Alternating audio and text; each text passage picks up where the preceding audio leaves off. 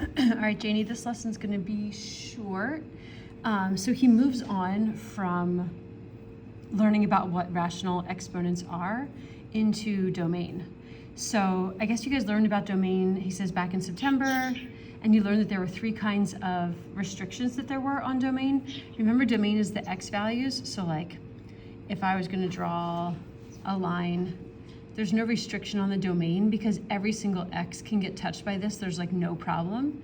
But whereas if you were gonna graph something that has like a vertical asymptote, something like this, wherever this x value is, maybe this is at 3, your domain would have a problem because 3 wouldn't be able to be included. This would be the graph of like 1 over, or y equals 1 over x minus 3 squared. So this is like taking this graph and moving it over 3, and 3 is not allowed to be in the domain because a 3 is gonna make the denominator 0. So he talks about here how there's 3 kinds of functions that have restrictions to their domain. One is rational functions, that means fractions. So that would be stuff like this, and that he's already done. Another is called logarithmic, which I don't think you have done yet, but that's not in this unit. And then what we're doing now is radical. So anything that has a square root is what we're talking about now. So it says here, our current unit is radical functions. So the domain restrictions we're gonna talk about are domain restrictions that are on radical functions. So all you need to know is that whatever is inside of a square root can't be negative. That's the whole main thing, is if I have this, think about if I have the square root, I can put anything under that that's positive. The square root of 4 is 2, the square root of 25 is 5. But if I had the square root of negative 4, I can't do it. All right, there's nothing, I can't get a number times itself to equal a negative. So this is where you'd have imaginary numbers coming in, which is more a pre-calc thing, not an algebra 2 thing. So for right now, we're gonna go under the assumption that inside of a square root, I can't have any negatives. So this is gonna be something that comes up because you're in the square root section. So what he has you writing in here is whatever is inside the square root must be positive. Okay, positive means 0 or bigger. And this is because we can't take a root of negative numbers.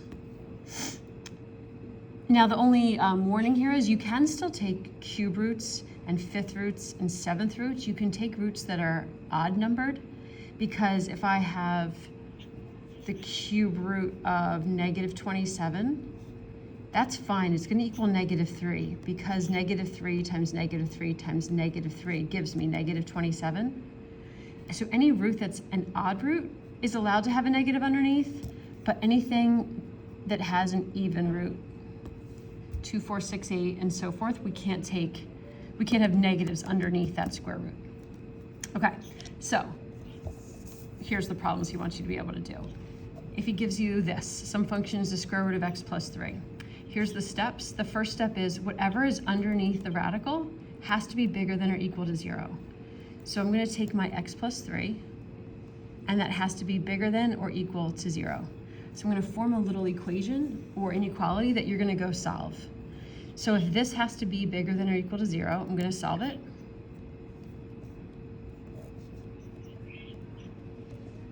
And what I end up with is basically my answer. So step 1 is set whatever's under the square root bigger than or equal to 0. Step 2 is solve for x. And then step 3 is write your answer in proper interval notation. So we did this in Algebra 1, but again, I know that's not something you remember, especially because your year was so weird. The interval notation is when we use parentheses and brackets to tell ourselves like what stuff x is allowed to be. So if this is saying x is bigger than or equal to negative 3, it means x can be anything that's negative 3 or bigger. So to write that in interval notation, I put negative 3, comma, infinity, to show that x is allowed to start at negative 3 and then go forever, be anything bigger than negative 3. Infinity always gets a parenthesis around it, and the number, because I'm allowed to equal negative 3, is going to get a bracket. If I wasn't allowed to equal 0 under that square root, like if it was just greater than and not equal to, I would put a parenthesis around the negative 3. But in this case, I'm allowed to equal negative 3, so I'm going to put a bracket. And all the problems that you do in this unit are all gonna have a bracket around the number and then a parenthesis always around the infinity. So this is gonna be pretty simple. Number 2, we're looking to see, we're just taking whatever is inside of the square root and we're saying that has to be bigger than or equal to 0. The thing underneath the square root has to be positive. And positive means bigger than or equal to 0. So solve for x, add 1, whoops. Oh my goodness. So x has to be bigger than or equal to 1. And to write that in interval notation means x is allowed to be 1, so put a bracket around it, and anything bigger, so all the way up to infinity. All right, number 3 is an odd root. So number 3, oops, there are no restrictions. So if you have anything underneath of an odd root, third, fifth, whatever, there's no restrictions that need to happen. There's no work that needs to be done. You're just gonna say there are no restrictions. So if I'm gonna write in interval notation what x is allowed to be, and there's no restrictions on x, then x can be anything from negative infinity all the way up to infinity. That's the interval notation for that. So even like number 5, when you see the odd powered root, I just say no restrictions and my domain is negative infinity to infinity. Okay, that's true for all of those. Okay, why don't you try number 6 and then come back? Okay, so pause it, unpause, I'm gonna go through it now. So number 6 is a square root. So 2x minus 3 has to be bigger than or equal to 0. So to solve this, add 3, divide by 2. X has to be bigger than or equal to 3 halves. You can leave it like that, or you can make it 1.5 or 1.5, and that's my interval notation. Okay, the only trick is number 4. This is something that you might remember from Algebra 1. So number 4 gets set up the same way. 2 minus x has to be bigger than or equal to 0. But to solve this, you're gonna subtract 2 from both sides. And be careful, because the x that's left here is negative. When that happens, and I have to divide both sides by -1, there's a rule with inequalities that says when you divide or multiply both sides of an inequality by a negative, this flips. So because I'm dividing both sides of the inequality, it's not like if I just divide something by a negative, but if I divide both sides by a negative. Instead of greater than, we're gonna have less than. So this is what I have to worry about, this restriction. X has to be less than or equal to 2 instead of the other way. So now if I think about x being less than or equal to 2, that interval notation is a little different. So x, the smallest that x can be is like negative infinity, and I can come all the way up to -2, and I can't go higher than 2. So my interval notation is going to be negative infinity to 2, like that. Oops. Okay, that's the interval notation for domain when I have less than. So to get another practice with that, try number 9, and then come back. Okay, so for 9, I'm gonna take 6 minus 3x.